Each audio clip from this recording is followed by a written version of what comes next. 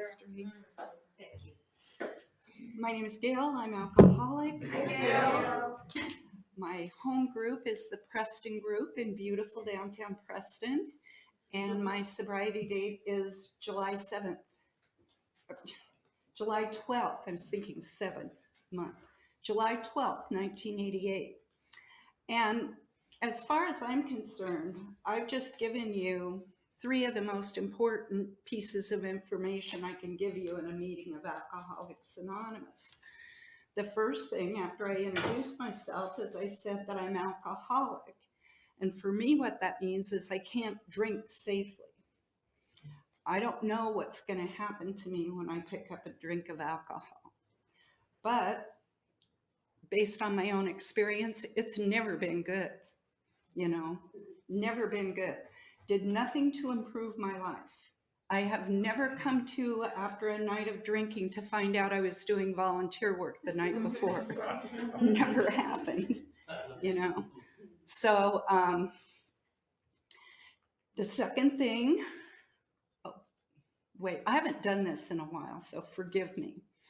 When I started drinking young, and when I was about 18, I was out partying with friends. You drive around in a car and drink because you can't really be seen anywhere because you're not old enough to drink. And something must have happened, and they got frightened about the way I was behaving, I imagine. And so they rolled me out on the lawn of the local hospital. I probably passed out. And I came to in that hospital 3 days later. And if there's anyone new in the room, that is not social drinking. I was, my drinking was suspicious right out of the gate. So the second thing I told you was my home group. And my husband's first AA group had a little story they like to tell that will demonstrate this. His first sponsor told him, he said, if you came to me and said you were having trouble sleeping in bed, you were always rolling out of the bed, I would tell you, my advice would be to try sleeping in the middle of the bed. That way there's some room on either side, and if you roll over, you won't roll out onto the floor. He said, now, if you came to me and told me you were having trouble staying sober, I'd give you kind of, the same theory applies. He said, I'd tell you to get in the middle of Alcoholics Anonymous. The best way I know to be in the middle of Alcoholics Anonymous is to have a home group and a sponsor. And that last thing, my sobriety date, all that means is the program works, at least so far. I remember my first sponsor gave me my chip for a year of sobriety. And she said, this chip's for you because now you know that you can stay sober. And she said, if you continue to stay sober and you continue to come and get chips for your years of sobriety, the rest are for us because you become proof that the program works. And I love that. I love that. And you'll hear it next month.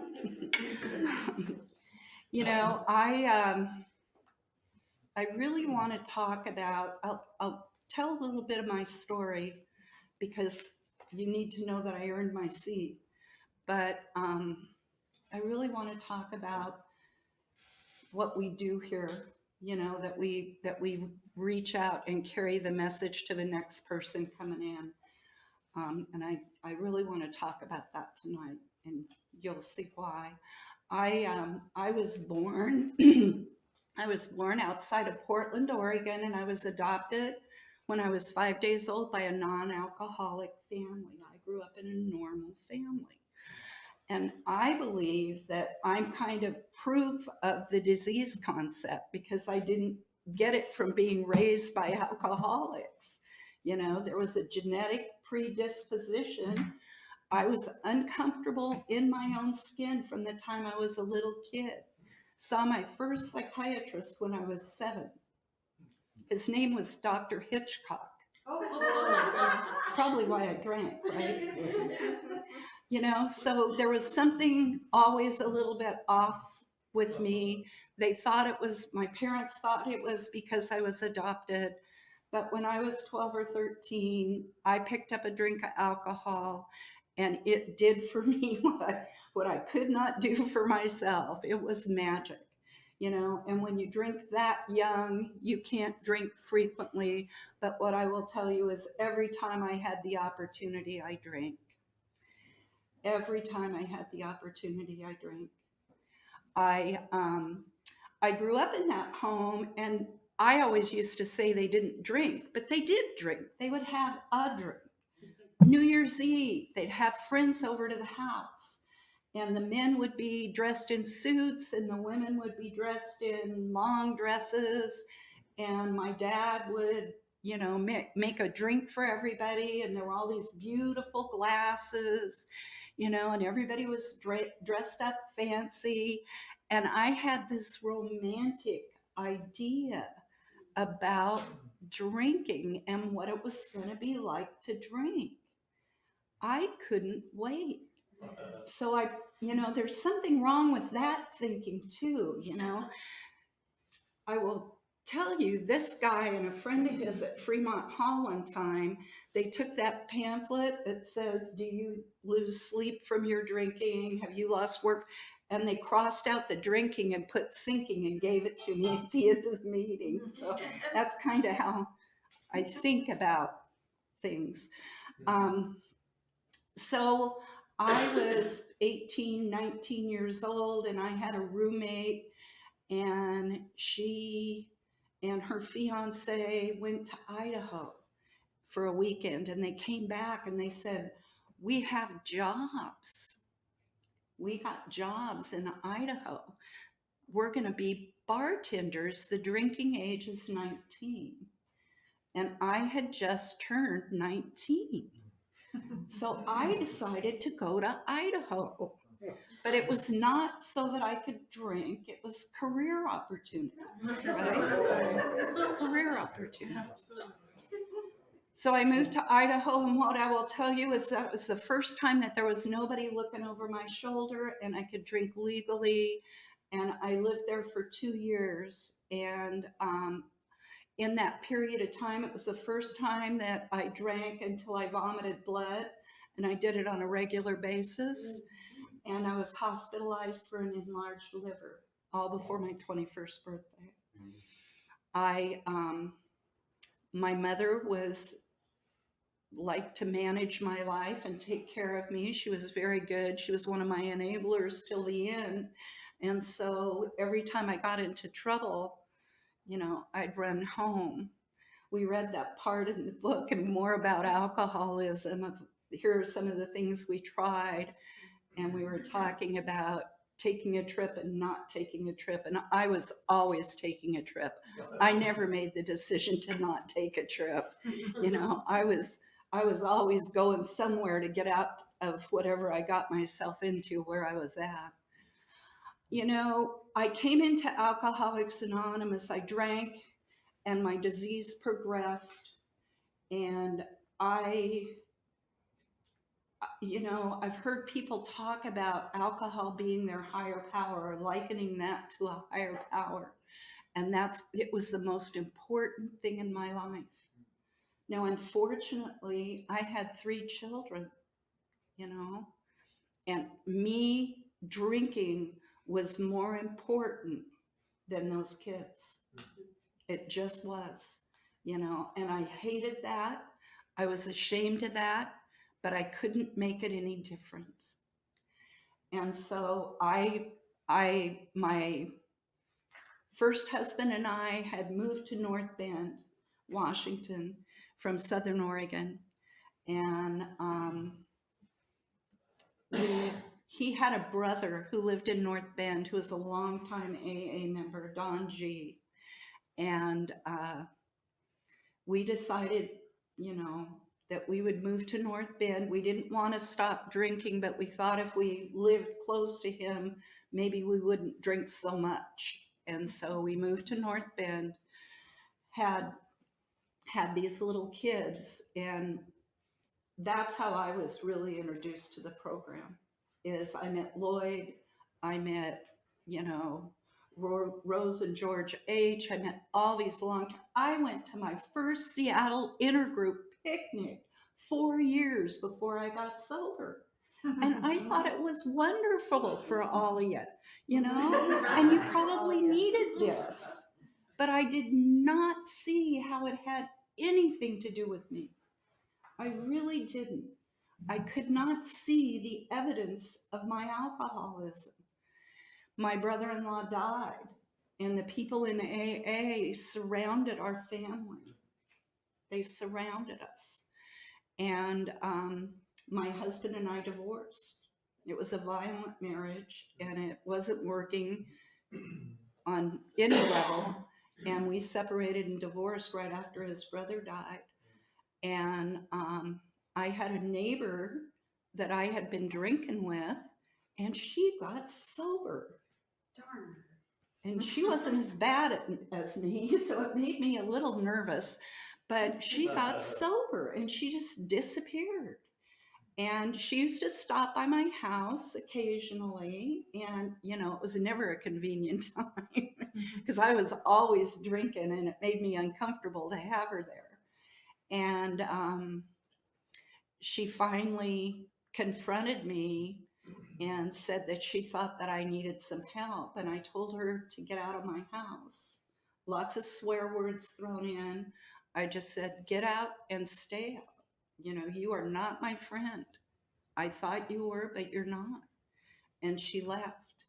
And it seems like it was only a couple of weeks later, I got really drunk. I wrecked my car. My neighbors saw me leave my kids in the house, you know, and go out drinking. And she sat in her window to be sure that the house didn't catch on fire. Saw me come in at 2 a.m. and she comes marching across the street the next morning and said, get help or I'm calling the authorities and having your kids taken away. And I would love to say that I love those kids so much I couldn't let that happen, but it was ego. You know, it was ego. I couldn't stand the fact that people would know that I had left those kids by themselves and they'd been taken away from me. So the only person I knew to call was my friend Ava. And even after the way I treated her a couple of weeks before, she showed up. And she showed up with her sponsor. And because she was close to me, she did the dishes and swept the floor and took care of the kids. And Marcy, it was the weirdest thing. I've never experienced anything like it. I'd say, Marcy would say, let's talk about your drinking. And I'd say, okay. And it was like I had a blanket that I was pulling up over me to stay warm, and she had the other end. And every time I'd make a statement like, my drinking doesn't affect the kids, she'd say, jerk that blanket and say, how many times did your kids miss school last week because you didn't get up? You know? And I mean, just brutal. The woman was brutal. And that's a 12-step call, by God. And that's the way I pay a 12-step call. But she confronted me on a lot of stuff. They said that I probably couldn't just go to meetings, and they said I should go to treatment. And did I know anybody in AA? And so I started listing off all these people that I'd known from my brother-in-law. And when I said Rose H., she knew Rose, and Rose was a treatment center counselor out at Cedar Hills. And they called Rose, and Rose got me a bed at a facility in Eastern Washington, and I went to treatment. And it did not keep me sober. I came home, and every time I had a compulsion to drink, I did. And the only thing, the conclusion that I've come to about that is that self-knowledge doesn't keep you sober. And that's what I got at that treatment center. I got a bunch of information about the disease that I had that was great. It was great, but it didn't keep me sober, you know? And so I drink and I go to meetings, and I drink and I go to meetings. For 6 months, I did that. And the last time I called my sponsor, after my last drunk, which wasn't too bad a drunk. You know, I didn't wreck a car. I didn't go to jail. Didn't end up in the hospital. That was a good night for me. And I called her and she took me to a meeting, which she always did. And I didn't know I was going to stay sober. But something changed and I was willing to do anything that she said.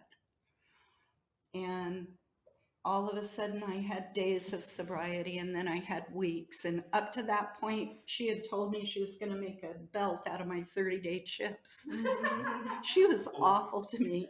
She'd make a big dramatic, write down my new AA birthday and erase the old one. She was awful, but it was kind of funny. I mean, everybody else was entertained. I was offended. And I started to stay sober. And one of the things that happened for me was I got involved in general service. And general service is, for me, it's service outside the group, and it's a way to be sure that our message reaches the new people, even though we aren't maybe talking right to them. Intergroup does the same thing. It's interesting. I have always done general service because that's just where I landed. But I sponsored a woman when I was pretty new, and she wanted to, do what I did. And I took her to a couple district meetings, and she called me up and she was acting real funny. And she sat down with me and she said, "Gail, those district meetings are awful." She said, "I'd have as much fun watching paint dry." And I said, "Okay." But she said she came down here to Seattle Intergroup and answered the phones one day when Angus was still here and Jill was assistant office manager, and they told her they had a slot. And she became one of the daytime volunteers. And she was, felt so bad that she didn't like what I liked. And I said, service is service. The only thing we ask is that you do service. We don't care where you do it. You just do it. So I served as DCM and all that, and had some incredible experiences in my service, and met my husband doing service for the area. And that was what it was. We've been married 25 years now, so it must be a good thing, right? Some days it's a good thing, and some days we don't drink, That's a real honest assessment. I served as delegate, and there were a couple of things that I'll share with you because they're cool stories. The first year that I was delegate, my husband had been delegate 4 years before, and he said, "Let's go to a regional forum someplace other than Pacific region." And so we went to a regional forum in Yellowknife, Northwest Territories. And we flew up there, and there were 100 people in the room. And the Yellowknife is the center up there, and that's where they go to the doctor, to go to jail, to go to court, all these things. And then they move out into the far north, and sometimes they're totally by themselves. And this woman, this First Nations woman named Sarah, got to the microphone, and there was GSO staff there, and some of the General Service Board, and all the delegates from the region. And she said, "I want to thank you folks from GSO, because when I got sober in Yellowknife and I moved immediately to the far north," and she said, "My sponsor had me call the office, and you put me in touch with loners and internationalists, and we would get on phone calls And that's how she had meetings. And she said, I just celebrated 4 years of sobriety, and I want to thank you for that. And Rick Walker, it was his first time at the regional forums assignment, is crying. I mean, he was just weeping. It was really powerful because she knew what they do at that office for us. And the second year was 2008, and our Pacific Region AA Service Assembly was in Anchorage, Alaska. And it was in Anchorage. They timed it out perfectly because the first Saturday of March is the beginning of the Iditarod. And Prasa is the first full weekend. So Saturday was March 1st, and Prasa was the following weekend. And the delegate that I was serving with had actually run the race. And so he invited 5 of us up. He invited more, but 5 of us went. And he got 3 AA members for the price of the fuel. We split the cost of the fuel. We took off at Big Lake out in Wasilla, Alaska on the frozen lake, and they flew us out to the second checkpoint of the race at Squintman. And I always like to say, I mean, it was great. There was a postman who had a basset hound that rode on the front of his snow machine, and he was deaf as a post, and the machine would come flying around. He'd pick up all the mail, and his dog would whir, whir, you know, you'd hear him coming. But the one thing they work, that local people can volunteer to work those checkpoints, and we found AA members there. So we had a meeting. So I always like to tell new people, Alcoholics Anonymous is everywhere. You can't tell me you couldn't find a meeting. I found one in Squintna, Alaska, for God's sake. You know, we looked for moose. I wanted to see a moose, and there weren't any. And then we get back to town for Prasa the next weekend, and one of the gals who had worked the checkpoint came sneaking into the business meeting on Saturday and tapped me on the shoulder and said, come here, and we went out. And there was a moose across the street in downtown Anchorage. We'd been searching for one while we were flying out there. It was an amazing trip. We were about 9 o'clock. We were on the ice, and we were watching, and they had press and everything out there, and somebody came in and said they're coming. And so it's just kind of twilight forever there that time of year, and the ice is way out there, and all of a sudden you can see the musher's headlamp, you know, and it's way out. And pretty soon you can hear the dogs running on the ice because the sled makes no noise. And they pulled in, and it was the most amazing experience. This young woman had come with a friend of mine, and she was new. And when we met him at the airport, I went to give her a hug, and she said, I don't hug. I said, okay. And she was standing next to me when that dog sled came in, and she threw her arms around me and gave me a big hug. She said, how do you tell somebody what this felt like? It was just an amazing trip that I am extremely grateful for. We had so much fun. You know,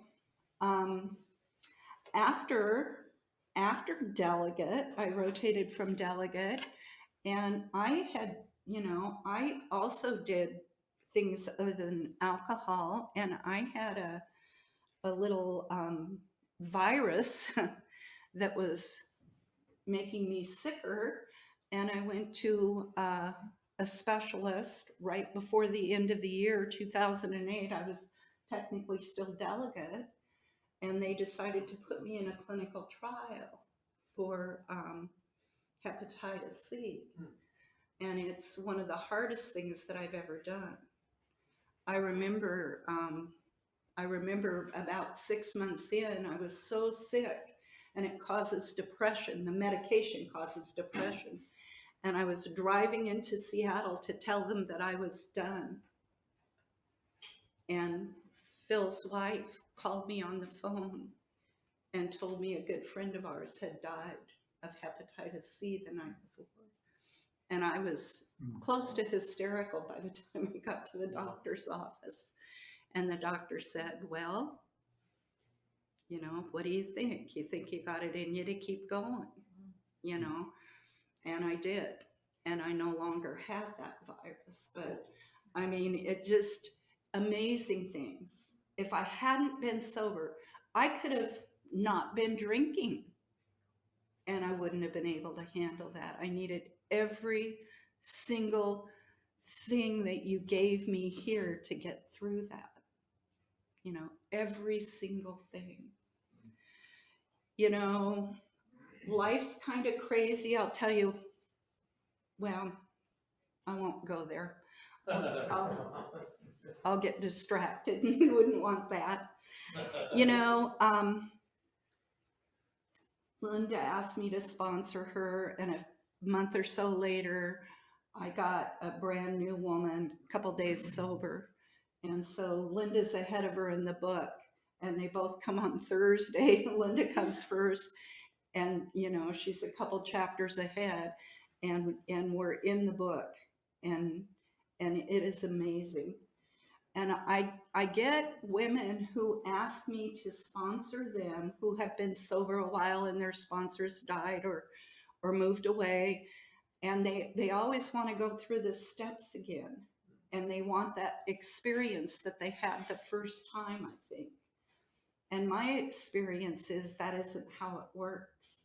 Where I get that feeling of connection and everything else is when I sit down with a woman and get into the book and get into the principles. And that's the only way it's ever worked for me. That first time I needed to have the path laid out for me, so to speak, so that I had something to give somebody else. My first sponsor used to say, there's a difference between carrying the message and spreading the disease. And that's whenever she didn't like what I'd said at the meeting. But so for me, you know, that sitting down with another woman and giving freely what was given to me has just taken on such meaning recently. And so we know that Bill Wilson was a terrible drunk stockbroker, and he lived in New York. And in 1934, he ended up at Towns Hospital again.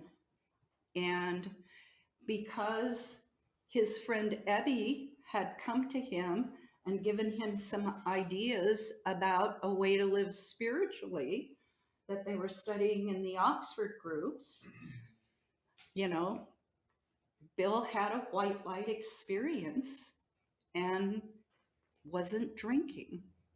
And he didn't drink for a while, you know, into 1935, he wasn't drinking. But instead of just saying, woo, you know, I'm done, pull up the ladder, I'm up, he went out and tried to carry the message to other alcoholics. He went out on the streets of New York and tried to find somebody he could help. You know, not sure I would have done that, but that's what he did. And it said that he went to Lois probably in April or so and said, it's not working. No one's staying sober. And she said, Bill, you are. And that was the first time anybody had verbalized the idea that one alcoholic could stay sober and recover by carrying the message of hope to the next. Bill went on a business trip to Akron, and his business fell through, and he was standing in the Mayflower Hotel in downtown Akron, bars on this side, music, people talking, having a good time. And he thought, I need to find somebody to work with. And so he went through the list of churches, and he finally found a minister who put him in touch with Henrietta Seiberling, who was a member of the Oxford group and a good friend of Ann Smith and Dr. Bob. And Dr. Bob agreed that he would sit down the next morning and listen to Bill's spiel. And that was Mother's Day, 1935. Dr. Bob drank again when he went to a convention, medical convention, and then he sobered up on June 10th, 1935, which we celebrate as the birth of our fellowship. And so I don't think really enough can be said about one alcoholic carrying the message of hope to the next, answering the phone, getting out of bed and going on a 12-step call, sitting down with a new woman or a new man and laying out that pathway, you know. It's the most important thing we do. Being delegate, you know, all that other stuff is fine, but that's our meat and potatoes. And that makes my heart full always, always. So I'd like to close with a quote. And I believe that it describes what we do here better than I could. It's a quote from Mother Teresa, and it's what she said. It's all she said when she accepted the Nobel Prize for Peace. She said, "We can do no great things, only small things with great love." Thank you.